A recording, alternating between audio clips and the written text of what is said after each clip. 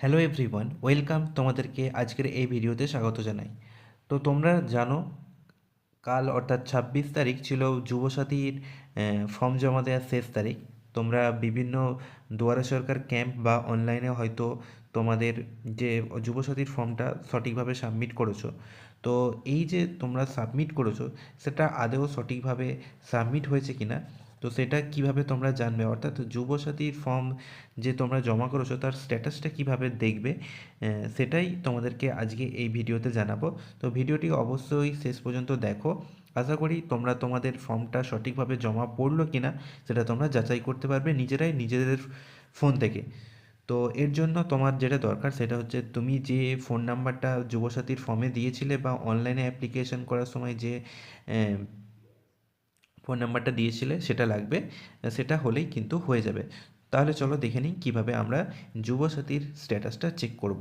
সাথীর ফর্মটা সঠিকভাবে জমা হয়েছে কিনা বা অনলাইনে আপলোড হয়েছে কিনা তার স্ট্যাটাস চেকের জন্য তোমাকে ক্রোম ব্রাউজারে এসে যুবসাথী.গভর্নমেন্ট বা wb.gov.in যে ওয়েবসাইটটা রয়েছে, যুবসাথী.wb.gov.in, এই সাইটটা তোমাকে ওপেন করতে হবে।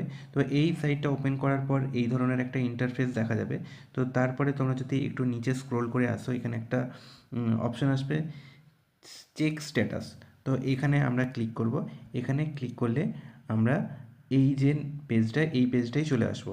তো এই পেজে দেখতে পাচ্ছ এখানে অ্যাপ্লিকেন্ট লগ ইন খুলেছে। তো এখানে তোমার মোবাইল নাম্বার, যে মোবাইল নাম্বারটা তুমি যুবসাথী ফর্ম ফিল আপ করার সময় দিয়েছিলে, আর হচ্ছে ক্যাপচা কোড। এই যে ক্যাপচা কোডটা কীভাবে করবে, যেমন এখানে 12+1 রয়েছে, তাহলে এখানে 13 হবে, দিয়ে ওটিপি জেনারেট করলে তোমার ফোনে যে ওটিপি আসবে সেই ওটিপির মাধ্যমে কিন্তু তোমরা যে ফর্মের যে স্ট্যাটাসটা সেটা দেখতে পাবে। তো মোবাইল নাম্বার এবং ওটিপি দিয়ে বা পিন দিয়ে লগ ইন করার পর এই ধরনের একটা ইন্টারফেস তোমরা দেখতে পাবে। এখানে তোমাদের যে অ্যাপ্লিকেশান ফর্ম সেটা তোমরা দেখতে পাবে। আসলে যারা দুয়ারে সরকার ক্যাম্পে গিয়ে ফর্ম সাবমিট করেছো তাদের ক্ষেত্রে এই রকম দেখাবে, কারণ হিউজ পরিমাণে ফর্ম একসঙ্গে জমা হয়েছে। তারা এখনও পর্যন্ত বিডিও অফিসে এখনও পর্যন্ত যে ডিটেলসগুলো, অনলাইন যে ডেটা এন্ট্রির কাজগুলো করা হয়নি বলে এখনও এই সমস্ত জিনিসগুলো ফাঁকা পড়ে রয়েছে। তো এই নিয়ে চাপ নেওয়ার কোনো ব্যাপার নয়। এটা পরে পরে বিডিও অফিস থেকে বা তোমাদের ব্লক অফিস থেকে আপলোড করে দেওয়া হবে। তো এটা নিয়ে ভয় পাওয়ার কোনো ব্যাপার নয়। কিন্তু যারা অনলাইনে ফর্ম ফিল আপ করেছিলেন তারা ওটিপি এবং ফোন নাম্বার এবং ওটিপি দিয়ে লগ ইন করার পর বা পিন দিয়ে লগ ইন করার পর তাদের ক্ষেত্রে এই ধরনের ইন্টারফেস দেখাবে যে your application has been submitted successfully, এবং ইওর অ্যাপ্লিকেশান আইডি বলে অ্যাপ্লিকেশান যে আইডি সেটাও কিন্তু দেখাবে। তো এক্ষেত্রে যারা ডিরেক্টলি অনলাইনে আপলোড করে দিয়েছে, যাদের ডেটাগুলো আপলোড করে দিয়েছে, তাদের ক্ষেত্রে কিন্তু অ্যাপ্লিকেশান আইডিটা ক্রিয়েট হয়ে গেছে। তো এরপর ধীরে ধীরে ফাইনাল সাবমিশনে যাবে এবং চেক হয়ে তারপর তোমাদের অ্যাপ্রুভের যে প্রসেসটা রয়েছে সেদিকে এগোবে। তবে যারা দুয়ারে সরকার যে ক্যাম্প রয়েছে সেখানে গিয়েও যারা ফর্ম সাবমিট করেছো তাদের ক্ষেত্রেও কোনো ভয়ের ব্যাপার নেই।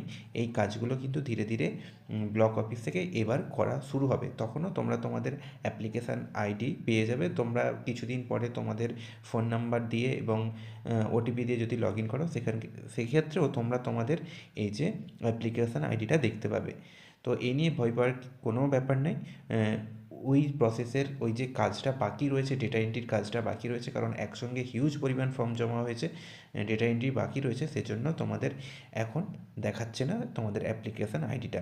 তবে তোমাদেরও ফর্ম সঠিকভাবে সাবমিট হয়েছে এবং যারা অনলাইনেও করেছো তাদেরও ফর্ম সঠিকভাবে সাবমিট হয়েছে।